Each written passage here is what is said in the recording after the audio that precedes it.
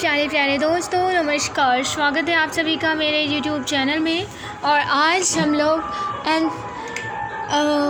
Bihar economic survey यानी कि बिहार के आर्थिक सर्वेक्षण को पढ़ेंगे। और ये मैं आज से इसको स्टार्ट ही कर रही हूँ और ये हमारा पार्ट 1 है। तो आप प्लीज़ सारे पार्ट को सुनिएगा ताकि आप लोग को बिहार के आर्थिक सर्वेक्षण के बारे में पता चले। और ये बिहार इकोनॉमिक सर्वे 2020 से 21 का पार्ट है। तो आज का हमारा फर्स्ट टॉपिक है पशु एवं मत्स्य संसाधन विभाग की योजनाएं क्या क्या है बिहार में, वो देख लेते हैं। बायोफ्लॉक के जरिए मछली उत्पादन। इस योजना का मुख्य उद्देश्य किसानों को मछली पालन की नई तकनीकी के प्रति अधिक जागरूक बनाना है ताकि पर्यावरण को नुकसान पहुंचाए बिना मछली उत्पादन कम पानी और सीमित जगह में भी किया जा सके। बायोफ्लॉक फार्मिंग तकनीक का उपयोग करके बिहार में मछली पालन क्षेत्र को पानी के अधिक घनत्व वाले क्षेत्र में भी विकसित किया जा सकता है। इससे मछली की उत्पादकता बढ़ाने में ही मदद नहीं मिलेगी, पर्यावरण भी संरक्षित होगा। इस तकनीक के उपयोग से रोजगार के नए अवसर पैदा होंगे और किसानों की आमदनी बढ़ेगी। इस योजना के तहत बायोफ्लॉक इकाई के साथ साथ मछली पालन की लागत सामग्रियों पर भी सामान्य क्षेत्र के लाभार्थियों को, सामान्य श्रेणी के लोगों को 50% और आजाद तथा अति पिछड़ा समुदाय के लोगों को 75% अनुदान मिलेगा। मुख्यमंत्री समेकित बंजर भूमि विकास योजना। इस योजना का मुख्य उद्देश्य बंजर भूमि पर समेकित तरीके से मछली पालन विकसित करना है। इससे किसानों के लिए प्रत्यक्ष और अप्रत्यक्ष रोजगार बढ़ेगा। इस योजना के तहत उत्पादन और उत्पादकता बढ़ाने के लिए तालाब बनाकर मछली पालन को बढ़ावा दिया जाएगा और पारंपरिक मछुआरों को प्राथमिकता दी जाएगी। मछली पालन की आधुनिक प्रौद्योगिकी अपनाने से किसानों में नई प्रौद्योगिकी के प्रति रुचि पैदा होगी, जिससे उनकी आय बढ़ेगी और ग्रामीण अर्थव्यवस्था में सुधार के लिए रोजगार को नए आयाम हासिल होंगे। प्रधानमंत्री मत्स्य संपदा योजना PMMSY फ्लैगशिप योजना के बतौर प्रधानमंत्री मत्स्य संपदा योजना राज्य में मछली पालन क्षेत्र के टिकाऊ विकास पर केंद्रित है। इस योजना का मुख्य उद्देश्य मत्स्य मूल्य श्रृंखला में मौजूद गंभीर कमियों को दूर करना है। यह जल संसाधनों के विकास, मत्स्य क्षेत्र के आधुनिकीकरण और उसके जरिए अतिरिक्त रोजगार के माध्यम से मछुआरों और मछली पालकों की आमदनी बढ़ाने के जरिए मछली का उत्पादन और उत्पादकता बढ़ाने में समेकित, टिकाऊ और समावेशी तरीके से मछली पालन में वृद्धि को प्रोत्साहित करेगी। इस योजना के दो मुख्य उद्देश्य घटक हैं: केंद्र प्रायोजित योजना और केंद्रीय क्षेत्र की योजना। केंद्र प्रायोजित योजना का कुल स्वीकृत परियोजना व्यय 107.01 करोड़ रुपए था, जिसमें केंद्रांश 34.18 करोड़ रुपए, राज्यांश 22.79 करोड़ रुपए और लाभार्थी का योगदान 50.03 करोड़ रुपए था। केंद्रीय क्षेत्र की योजना के लिए स्वीकृति प्रक्रियाधीन है। कृषि लागत सामग्रियाँ। बिहार की कृषि मानसून पर अत्यधिक निर्भर है और अधिकांश किसानों के पास छोटी और सीमांत जोतें हैं, जिन्हें खेती में अधिक उत्पादन और उत्पादकता हासिल करने के लिए बीज, उर्वरक, फसल संरक्षण सामग्री तथा कृषि यंत्र खरीदने के लिए सहायता की ज़रूरत होती है। फसल प्रणाली का बढ़ता विविधीकरण और बाजारोन्मुखी खेती पर जोर गुणवत्तापूर्ण लागत सामग्रियों की उपलब्धता को अत्यंत महत्वपूर्ण बना देती है। समेकित कृषि प्रणाली के संदर्भ में लागत सामग्रियों के समय से पर्याप्त उपलब्धता का बहुत महत्व है। इस खंड में बिहार में बीज, उर्वरक, मशीनों, ऊर्जा और कृषि ऋण जैसी आधुनिक लागत सामग्रियों के उपयोग पर चर्चा की गई है। बीज।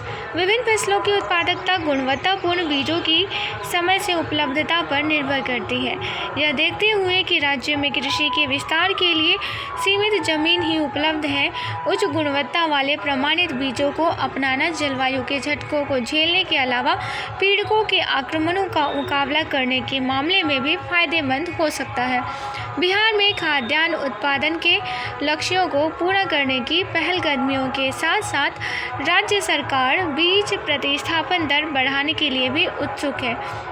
तालिका 3.14 में 2017 से 18 से 2019 से 20 तक के लिए खरीफ और रबी मौसम की मुख्य फसलों के बीज प्रतिस्थापन दरें दर्शाई गई है। प्रमाणित बीजों का वितरण और उनकी बीज प्रतिस्थापन दरें 2017 से 18 और 2019 से 20। इसमें देख सकते हैं फसलों की क्या ज़रूरत है और आपूर्ति कितनी की गई है 2017 से 18 में, 2018 से 19 में और 2019 से 20 में देख सकते हैं कितना अंतर है।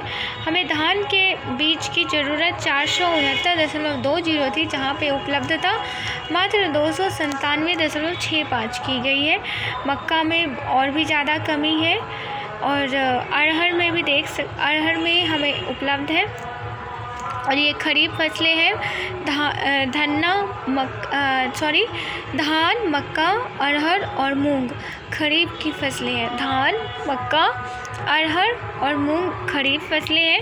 और रबी फसलें में आ जाते हैं गेहूँ, मक्का, चना, मटर, मसूर और राई, सरसों। यहाँ पे देख सकते हैं मक्का जो है वो खरीफ और रबी दोनों फसलों में सम्मिलित है। तो चलिए, स्पष्ट है कि रबी मक्का की बीज प्रतिस्थापन दर में उल्लेखनीय सुधार हुआ है, जो 2017 से 18 में 85.51% से बढ़कर 2019 में 99.44% हो गई। दूसरी ओर खरीफ धान की बीज प्रतिस्थापन दर 2019 से 20 में 45.75% थी, जो कृषि रोड मैप 3 में तय की गई 50% के लक्ष्य से कम है।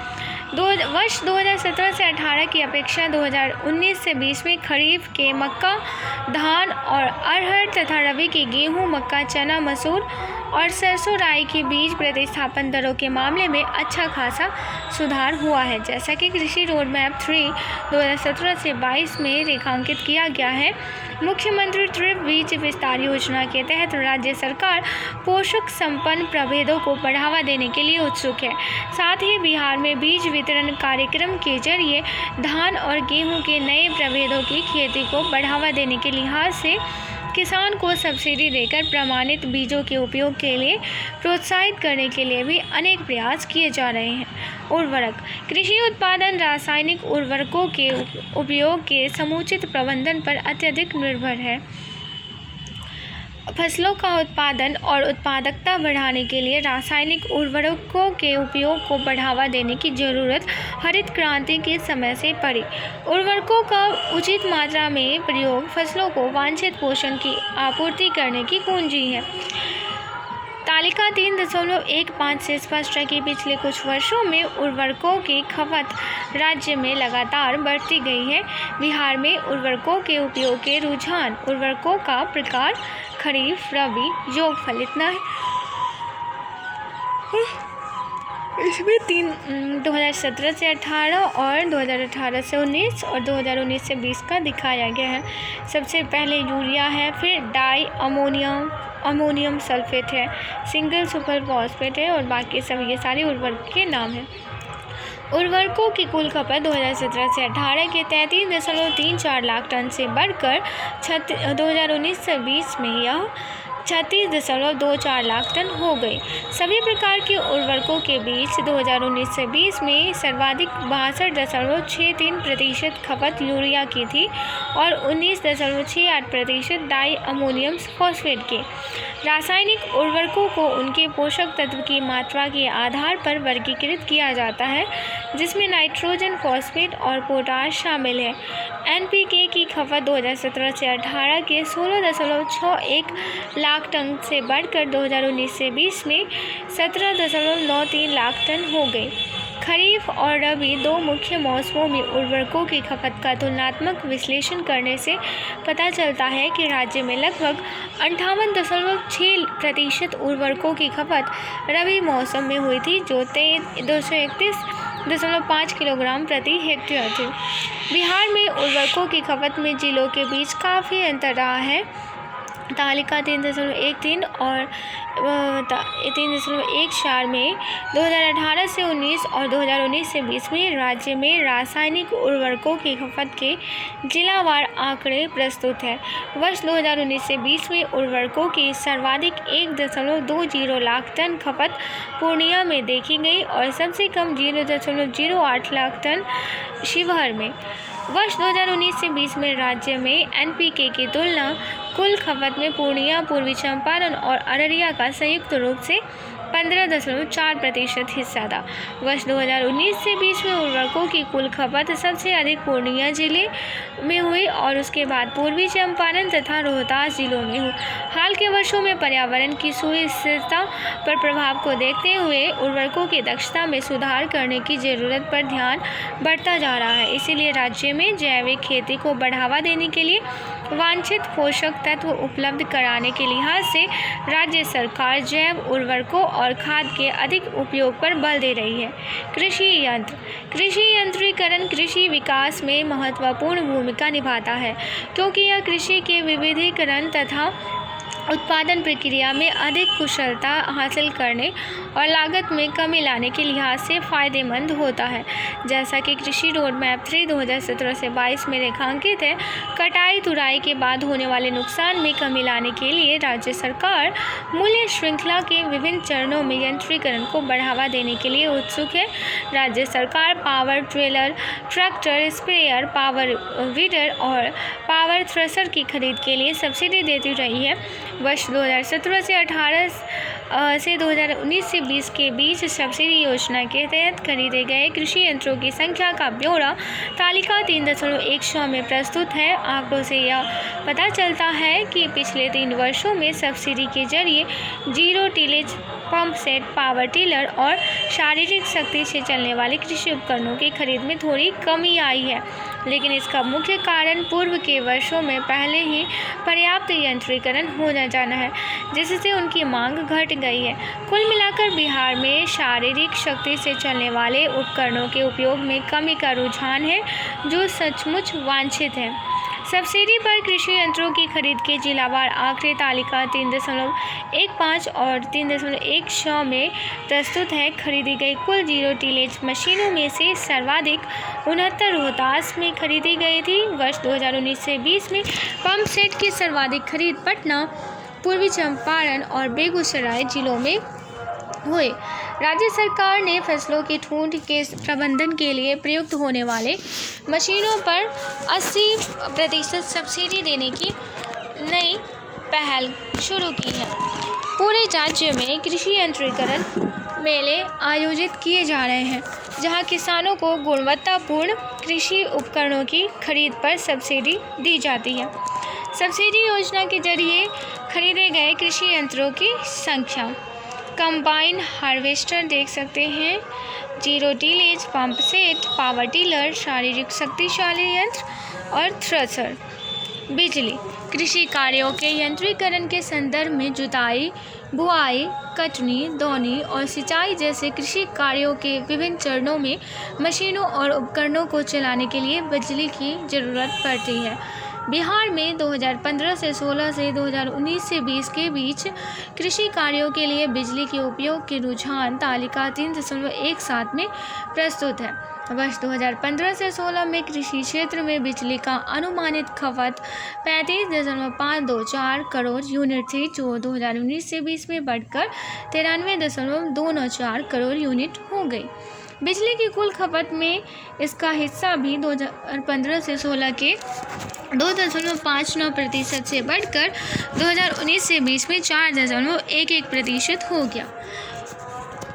खेतों की सिंचाई में सहायता के लिए राज्य सरकार डीजल की जगह बिजली से चलने वाले पंप सेटों के उपयोग में निवेश कर रही है। साथ ही गुणवत्तापूर्ण बिजली की आपूर्ति करने और संचरण हानि में कमी लाने के लिहाज से राज्य सरकार कृषि में उपयोग के लिए पर्याप्त स्वतंत्र फीडर स्थापित करने के लिए भी उत्सुक है। बिहार में कृषि प्रयोजनों के लिए बिजली के उपयोग में रुझान। बिजली की कुल खपत में प्रतिशत हिस्सा। उत्तर बिहार विद्युत वितरण कंपनी लिमिटेड तथा दक्षिण बिहार विद्युत वितरण कंपनी लिमिटेड, यहाँ पर देख सकते हैं। कृषि ऋण पर्याप्त और समय से प्राप्त वित्तीय संसाधन कृषि कार्य बढ़ाने के लिए अतिवांछित कार्यशील पूंजी उपलब्ध कराते हैं। संस्थागत कृषि ऋण से कृषि उत्पादों की उत्पादकता, नई प्रौद्योगिकी का उपयोग और कृषि कार्यों में यंत्रीकरण बढ़ता है। पूंजीगत परिसंपत्तियों की प्राप्ति में निवेश होता है तथा उत्पादन संबंधी अनिश्चितताओं का जोखिम घटता है। बिहार में कृषि के लिए संस्थागत ऋण वितरण के कई चैनल हैं, जिनमें व्यावसायिक बैंक, सहकारी समितियां और सूक्ष्म वित्त संस्थान शामिल हैं। वर्ष 2019 से 20 में राज्य में कुल कृषि ऋण 39,044 करोड़ रुपए था, जिसमें व्यावसायिक बैंकों का लगभग 50%, क्षेत्रीय ग्रामीण बैंकों का 34.91% और केंद्रीय सहकारी बैंकों का 8.21% हिस्सा था। बिहार में फसल उत्पादन और कृषि यंत्रों तथा लागत सामग्रियों की खरीद के लिए वित्तीय संसाधनों की मांग बढ़ती जा रही है। किसान क्रेडिट कार्ड (KCC) किसान क्रेडिट कार्ड योजना द्वारा 1998 से 99 में अपने आरंभ के समय से किसानों को लागत से संबंधित खर्च पूरे करने के लिए अनुसूचित व्यावसायिक बैंकों, क्षेत्रीय ग्रामीण बैंकों, राजकीय सहकारी बैंकों, केंद्रीय सहकारी बैंकों और प्राथमिक कृषि सहकारी समितियों के जरिए ब्याज निस्तारण योजना के माध्यम से एकल खिड़की प्रणाली के तहत उत्तरोत्तर ऋण प्राप्त होता रहा है। तालिका 3.18 में कृषि के लिए किसान क्रेडिट कार्ड की 2015 से 16 से 2019 से 20 तक की उपलब्धियों के रुझान दिए गए हैं। वर्ष 2019 से 20 में कोई 3.01 लाख किसान इस योजना से लाभान्वित हुए। इसके अलावा इस योजना को डेयरी, मुर्गी पालन और मछली पालन जैसी कृषि की सहवर्ती गतिविधियों के जरिए भी शुरू किया गया है, जिसके विवरण तालिका 3.19 में प्रस्तुत है। डेयरी, मुर्गी पालन और मछली पालन क्षेत्र के लिए तय लक्ष्यों की तुलना में अधिक किसान क्रेडिट कार्ड वितरित करने की काफ़ी गुंजाइश है। किसान क्रेडिट कार्ड के तहत वर्षवार उपलब्धि संख्या और रकम दिए गए हैं। यहाँ पे सहवर्ती गतिविधियों के लिए किसान क्रेडिट कार्ड दुग्ध उत्पादन में, मुर्गी पालन में और पशुपालन में राज्य स्तरीय बैंकर समिति की रिपोर्ट है। ये सहकारी बैंकों के जरिए कृषि ऋण वितरण के जिलावार विवरण तालिका में प्रस्तुत है। उक्त तालिका में 2017 से 18 से 2019 से 20 तक के लिए सहकारी बैंकों के लक्ष्य और उपलब्धियों की जिलावार स्थिति प्रस्तुत की गई है। तालिका से स्पष्ट है कि 2019 से 20 में सहकारी ऋणों की पूर्ति के लक्ष्य बेगूसराय, मधुबनी और गोपालगंज जिलों में अपेक्षाकृत अधिक थे। गौरतलब है कि कटिहार 261 लाख रुपए के तय लक्ष्य से अधिक आपूर्ति करने में सफल रहा और वहां हुई आपूर्ति ऋण लक्ष्य का 149% थी। वहीं कई अन्य जिलों किशनगंज, मुजफ्फरपुर, खगड़िया और बेगूसराय में सहकारी ऋण की आपूर्ति तय लक्ष्य के 70% से अधिक थी। बिहार राज्य सब्जी प्रसंस्करण एवं विपणन योजना। बिहार सरकार ने बिहार राज्य सब्जी प्रसंस्करण एवं विपणन योजना नामक महत्वाकांक्षी योजना शुरू की है, जो राज्य के सब्जी उत्पादकों और उपभोक्ताओं के लिए त्रिस्तरीय सहकारी व्यवस्था के जरिए क्रियान्वित होगी। प्रखंड स्तर पर प्राथमिक सब्जी सहयोग समिति, संकुल जिलों का समूह स्तर पर सब्जी प्रसंस्करण एवं विपणन संघ तथा राज्य स्तर पर सब्जी प्रसंस्करण एवं विपणन महासंघ होगा। इस योजना में लाभप्रद मूल्य देकर सब्जी उत्पादकों के सुदृढ़ीकरण की और उपभोक्ताओं को बाजार के चक्र के जरिए अचानक होने वाली मूल्य वृद्धि से बचाने की बात सोची गई है। राज्य सरकार सहकारिता विभाग के जरिए इस त्रिस्तरीय सहकारी ढांचे के माध्यम से अधिसंरचनात्मक, वित्तीय, संस्थागत, तकनीकी और मानव संसाधन विकास संबंधी हस्तक्षेप में दक्ष और प्रभावी तरीके से सहयोग करने के लिए कृत संकल्प है। विभिन्न स्तरों की भूमिका नीचे प्रस्तुत है। प्राथमिक सब्जी सहयोग समिति। प्राथमिक स्तर की सहयोग समिति उत्पादन, कटाई, तुड़ाई, नियोजन, संग्रहण, छँटाई, श्रेणीकरण और बिक्री के काम में लगेगी। इसके अलावा हाट, लघु शीतगृह, उठाव, प्लेटफॉर्म आदि अधिसंरचना का निर्माण, ऋण और प्रसार सेवाओं का प्रावधान तथा जमीन की व्यवस्था इसके अन्य कार्यों में शामिल है। सब्जी प्रसंस्करण एवं विपणन संघ। संकुल स्तरीय सब्जी प्रसंस्करण एवं विपणन संघ प्राथमिक सहयोग समिति के कृषक सदस्यों से उत्पादों की खरीद, मूल्यवर्धन और विपणन के काम में लगेगा। इस स्तर पर निर्मित अधिसंरचना में अनेक चैम्बर वाला शीतगृह, शीत वातावरण चैम्बर, संशोधित वातावरण chamber, individual quick freezing system, deep freezer, वायु शीतित छँटाई, श्रेणीकरण, प्रसंस्करण एवं पैकिंग कक्ष, बेड़ा प्रबंधन, पूर्व शीतन, पकाने वाला चैम्बर, प्रसंस्करण सुविधा आदि शामिल होंगे। विकेंद्रीकृत विपणन केंद्रों जैसे कि सब्जियों की बिक्री के लिए खुदरा दुकानों की स्थापना इस स्तर पर दूसरा महत्वपूर्ण काम है। संकुल स्तरीय समिति प्राथमिक सहकारी समितियों को तकनीकी, संस्थागत लागत और ऋण संबंधी सुविधाएं भी उपलब्ध कराएगी। सब्जी प्रसंस्करण एवं विपणन सहकारी महासंघ शीर्ष स्तर पर सब्जी प्रसंस्करण एवं विपणन सहकारी महासंघ इस योजना के सभी स्तरों पर क्रियान्वयन करने के लिए काम करेगा, पेशेवर नेतृत्व देगा और संघों के बीच समन्वय का प्रयास करेगा।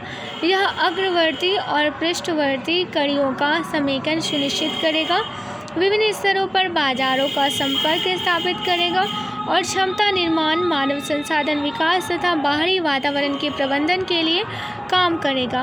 पूरी व्यवस्था के सुगम और व्यवस्थित कामकाज के लिए त्रिस्तरीय प्रणाली के कामकाज और प्रबंधन का समेकन उपयुक्त सॉफ्टवेयर और हार्डवेयर आधारित हस्तक्षेपों के जरिए किया जाएगा। बिहार में योजना की प्रगति नीचे प्रस्तुत है। पहले चरण में बिहार के 5 जिलों पटना, नालंदा, वैशाली, समस्तीपुर और बेगूसराय को इसमें शामिल किया गया है। यहाँ 97 प्रखंड स्तरीय प्राथमिक सब्जी सहयोग समितियों का गठन किया गया है। इन जिलों की प्राथमिक सब्जी सहयोग समितियों वाली हरित सब्जी प्रसंस्करण एवं विपणन सहकारी संघ पटना का भी गठन किया गया था और इस संघ ने मार्च 2019 में काम करना शुरू कर दिया है। दूसरे चरण में पूर्व चंपारण, पश्चिमी चंपारण और मुजफ्फरपुर, सीतामढ़ी और शिवहर में 76 प्राथमिक सब्जी सहयोग समितियों का गठन किया गया। शीर्ष स्तर पर बिहार राज्य की सब्जी प्रसंस्करण एवं विपणन सहकारी महासंघ का भी गठन हो गया है और वह भी 2020 में काम कर रहा है। प्राथमिक सब्जी सहयोग समिति के स्तर पर अधिसंरचना निर्माण शुरू हो गया है। पूरी प्रक्रिया को समेकित करने और पारदर्शी बनाने के लिए उद्यम संसाधन नियोजन विकसित किया जा रहा है। यह योजना सरकार के लिए मील का पत्थर साबित होगा। सब्सिडी। कृषि सब्सिडी जरूरी कृषि कार्यों और किसानों की आमदनी बढ़ाने के लिए वांछित प्रोत्साहन देते हैं। सब्सिडी मुख्यतः बीज, उर्वरक और कृषि यंत्रों की खरीद पर दी जाती है। वहीं राज्य सरकार द्वारा डीजल सब्सिडी फलों की खेती और सहवर्ती गतिविधियों के विविधीकरण में सघनता लाने के लिए दी जाती है। कृषि लागत सब्सिडी योजना के तहत किसानों को साल में 2 बार सब्सिडी दी जाती है। प्रधानमंत्री कृषि सिंचाई योजना के तहत एक हेक्टेयर से कम जमीन वाले सीमांत किसानों को 55% और 1 एकड़ से अधिक जमीन वाले किसानों को 45% सब्सिडी देने का प्रावधान है। वर्ष 2019 से 20 में बिहार में खरीफ फसलों के लिए 75.24 करोड़ रुपए की डीजल सब्सिडी दी गई। यहाँ पे मौसम देख सकते हैं कितना दिया गया है। भंडारण और भंडारगृह। तेज जनसंख्या वृद्धि, फसलों की कम उपज, जलवायु परिवर्तन के जोखिम और मुद्रास्फीति की कीमतों पर असर के परिप्रेक्ष्य में बिहार में बड़ी संख्या में गरीब आबादी के लिए खाद्य सुरक्षा हासिल करना एक चुनौती है। इसलिए कटाई तुड़ाई के बाद होने वाला नुकसान और खाद्य पदार्थों की बर्बादी घटाने का आहार श्रृंखला के लिए सुदृढ़ीकरण पर दीर्घकालिक प्रभाव हो सकता है और खाद्य सुरक्षा में ही नहीं, किसानों की आमदनी में भी इसका योगदान हो सकता है। खाद्यान्नों की गुणवत्ता को विभिन्न जैव और अजैव दबावों का असर पड़ता है, जिससे भंडारण सुविधा और भंडारण में निवेश करने की ज़रूरत को बल मिलता है। साथ ही कृषि भंडारण और भंडारगृह कृषिगत वस्तुओं की बेमौसम भी अबाध आपूर्ति करके कृषि विपणन में महत्वपूर्ण भूमिका निभाते हैं। इसलिए भंडारण सुविधाओं को सहकारी प्रसंस्करण को बढ़ावा देने और किसानों को वित्तीय सहायता उपलब्ध के लिए लक्षित कृषि विपणन का महत्वपूर्ण घटक करार दिया गया है।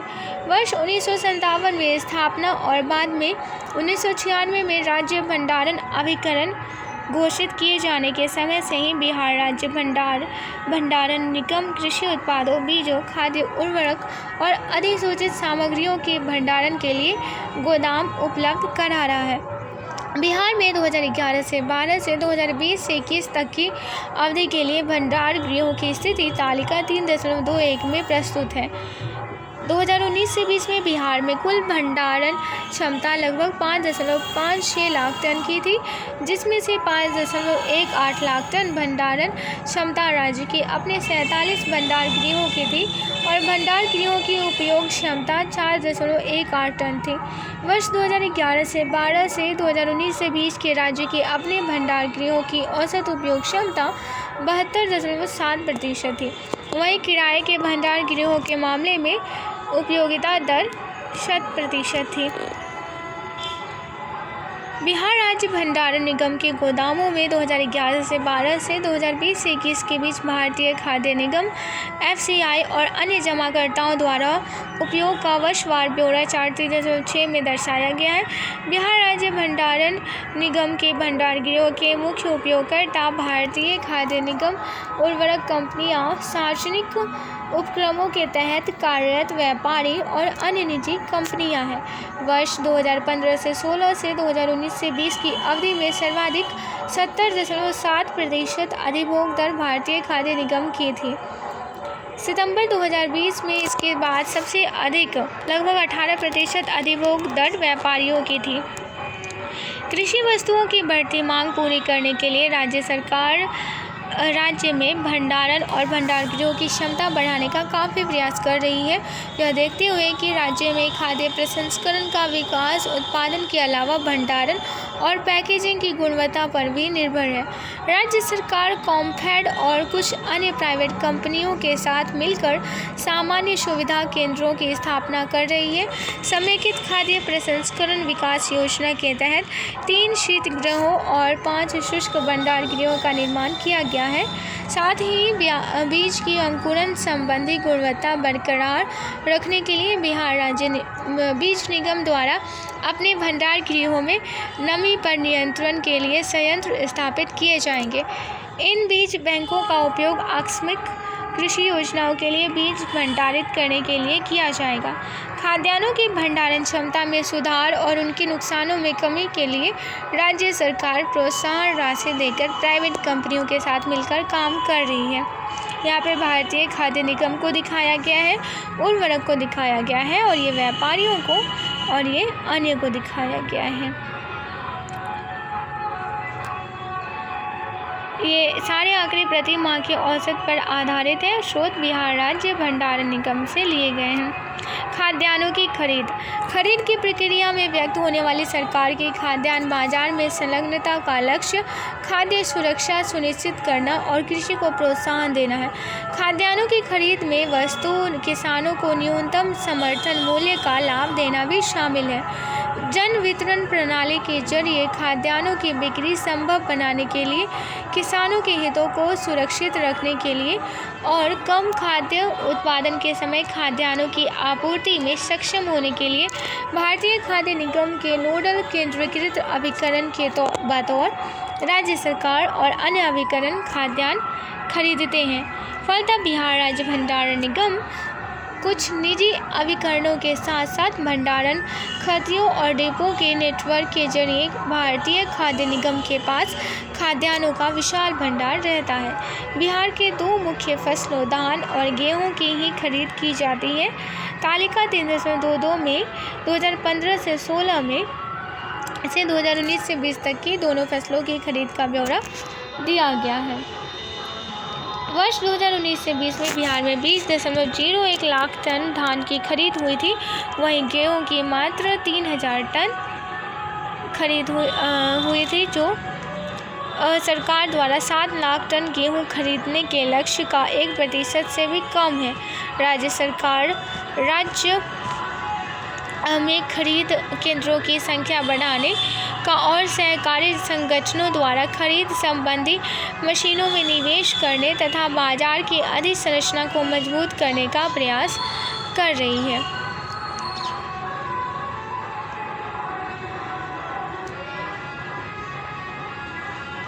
सिंचाई। बिहार में कुल जल क्षेत्र 3.52 लाख हेक्टेयर है, जो कुल भौगोलिक क्षेत्रफल का 3.8% है। बिहार को प्रचुर भूजल और भूतल जल का अवदान प्राप्त है। गंगा और इसकी सहायक नदियां राज्य को कृषि और कृषितर कार्यों के लिए जल संसाधन उपलब्ध कराती है।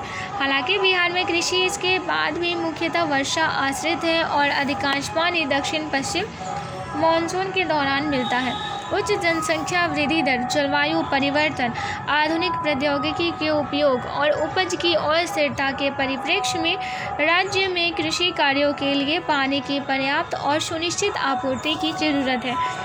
यह देखते हुए कि सिंचाई फसलों की उत्पादकता बढ़ाने में महत्वपूर्ण भूमिका निभाती है, राज्य सरकार राज्य में सिंचाई प्रणालियों के विकास और सुदृढ़ीकरण तथा उसके जरिए कृषि और सहवर्ती क्षेत्रों की उत्पादकता बढ़ाने के लिए कृत संकल्प है। अन्य कारकों के साथ साथ बिहार को बार बार आने वाले बाढ़ का भी खासकर उत्तरी मैदानों में सामना करना पड़ता है, जिसका कृषि क्षेत्र के विकास पर नकारात्मक प्रभाव पड़ता है। बिहार में 2009 से 10 से 2018 से 19 के बीच सकल सिंचित क्षेत्र का स्रोतवार विवरण चार्ट 3.7 में प्रस्तुत है। पिछले 10 वर्षों के दौरान बिहार में सकल सिंचित क्षेत्रों में कुल मिलाकर लगातार वृद्धि हुई है। कुल सिंचित क्षेत्र 2009 से 10 में 44.33 लाख हेक्टेयर था, जो 2.12% की वार्षिक दर से बढ़कर 2018 से 19 में 54.93 लाख हेक्टेयर हो गया। नलकूप सिंचाई का मुख्य स्रोत है, जो कुल सिंचित क्षेत्र के 63.5% की सिंचाई के लिए जिम्मेदार है। वर्ष 2018 से 19 में नहरों से सिंचाई का क्षेत्रफल 16.6 लाख हेक्टेयर था, जो कुल सिंचित क्षेत्र का 30.2% था। वर्ष 2009 से 10 में नहरों से सिंचित क्षेत्र 5.58 लाख हेक्टेयर था। सिंचाई पर सार्वजनिक व्यय। राज्य में वर्षा की स्थिति अनियमित और अनिश्चित होने के कारण सिंचाई सुविधाओं का विकास कृषि क्षेत्र के विकास की कुंजी बन जाता है। जलवायु संबंधी अनिश्चितताओं, अनियमित वर्षा और कीमतों की अस्थिरता की स्थिति में फसल उत्पादन में स्थिरता लाने के लिए लघु और सीमांत किसानों को पर्याप्त सहायता देने की जरूरत पड़ती है। सिंचाई पर सरकारी खर्च से उच्च उत्पादन और उत्पादकता, फसल पैटर्न के विविधीकरण और फसल नहीं होने का जोखिम घटाने में स्वाभाविक रूप से सहयोग मिलता है, जिससे किसानों की आमदनी को सुरक्षा मिलती है। बिहार में पिछले 5 वर्षों में सिंचाई के लिए बजटीय सहायता में काफ़ी सुधार दिखा है, जिसे चार्ट 3.9 में दिखाया गया है। वहीं तालिका 3.23 में 2015 से 16 से 2019 से 20 तक सिंचाई क्षेत्र में सार्वजनिक व्यय के रुझान के आंकड़े दर्शाए गए हैं। वृहद एवं मध्यम सिंचाई के विकास पर कुल व्यय 2015 से 16 के 952.72 करोड़ रुपए से बढ़कर 2019 से 20 में 1346.95 करोड़ रुपये हो गया। कुल व्यय में राजस्व व्यय का औसत हिस्सा 10.6% रहा है। इस प्रकार सिंचाई के लिए सरकारी खर्च का बड़ा हिस्सा अधोसंरचना और अन्य परिसंपत्तियों के निर्माण के लिए हुआ। पूंजीगत व्यय है। पूंजीगत व्यय 2015 से 16 के 845.5 करोड़ रुपए से बढ़कर 2018 से 19 में 1207.57 करोड़ रुपए हो गया, जिसके बाद 2019 से 20 में उसमें थोड़ी गिरावट आई और वह 1195.83 करोड़ रह गया। पिछले 5 वर्षों में कुल व्यय में पूंजीगत व्यय का ऊंचा हिस्सा राज्य में सिंचाई सुविधाओं के निर्माण में निवेश की राज्य सरकार की प्राथमिकता का संकेत देता है। सिंचाई सार्वजनिक व्यय की अधिसूचना, यहाँ पे पूंजीगत व्यय देख सकते हैं और ये राजस्व व्यय दिखाई दे रहे हैं। सिंचाई क्षमता मुख्यतः वर्षा आश्रित कृषि अर्थव्यवस्था होने के कारण अनियमित और अनिश्चित वर्षा के पैटर्न का राज्य की फसलों, खासकर अधिक पानी की जरूरत वाली फसलों की खेती पर प्रत्यक्ष प्रभाव होता है। साथ ही राज्य के उत्तरी और दक्षिणी मैदानों के भाग में वर्षा का वितरण समान नहीं है। राज्य में अधिकांश वर्षा जून से सितंबर के बीच दक्षिण पश्चिम मानसून से होती है। अतः तीनों कृषि मौसमों में सघन खेती को बढ़ावा देने के लिए राज्य सरकार पानी की उपलब्धता को खास तौर पर राज्य के सूखा प्रवण क्षेत्रों में सुगम बनाने का प्रयास कर रही है। राज्य में 2017 से 18 से 2019 से 20 तक वृहद, माध्यम और लघु सिंचाई परियोजनाओं से सिंचाई की क्षमता तालिका 3.24 में प्रस्तुत है। राज्य में चरम सिंचाई क्षमता 117.54 लाख हेक्टेयर की है। वर्ष 2019 से 20 में वृहद और मध्यम सिंचाई योजनाओं से राज्य में सृजित सिंचाई क्षमता 36.89 लाख हेक्टेयर थी। वहीं प्रयुक्त सिंचाई क्षमता 25.82 लाख हेक्टेयर थी, जो वृहद और मध्यम सिंचाई योजनाओं से राज्य में सृजित सिंचाई क्षमता में 30% कमी दर्शाती है। वर्ष 2019 से 20 में राज्य में भूजल सिंचाई की चरम क्षमता 48.57 लाख हेक्टेयर थी। सितंबर 2020 तक राज्य में भूजल सिंचाई में 10.26 लाख हेक्टेयर और भूजल सिंचाई में 34.43 लाख हेक्टेयर सिंचाई क्षमता सृजित थी। यहाँ पे वृहद मध्यम सिंचाई के तहत सिंचाई क्षमता सृजन दिखाई गई है। दुर्गावती जलाशय योजना जो 400 हेक्टेयर में फैली हुई है।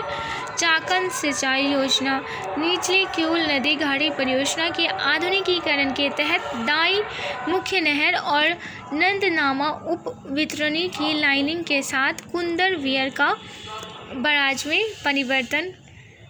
और फिर लखीसराय जिले के हलसी प्रखंड में 9वां सिंचाई योजना की पुनः स्थापना और इसके ढांचे का निर्माण किया जा रहा है।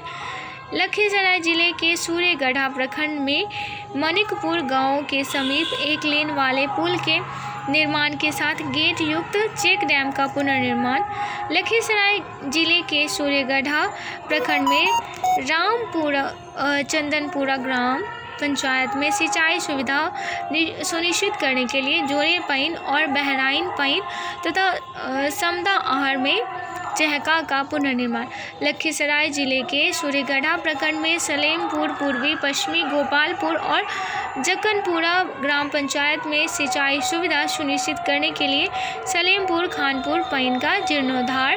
लखीसराय जिले के सूर्यगढ़ा प्रखंड में कसना नदी, बैदू सोता और किरणपुर पईन में ढांचा निर्माण और तली की सफाई। लखीसराय जिले के सूर्यगढ़ा प्रखंड में गररवे नदी को पुनर्जीवित करके सिंचाई सुविधा सुनिश्चित करने के लिए निस्ता गांव के समीप सीआर निर्माण और विभिन्न स्थानों पर ढांचा निर्माण तथा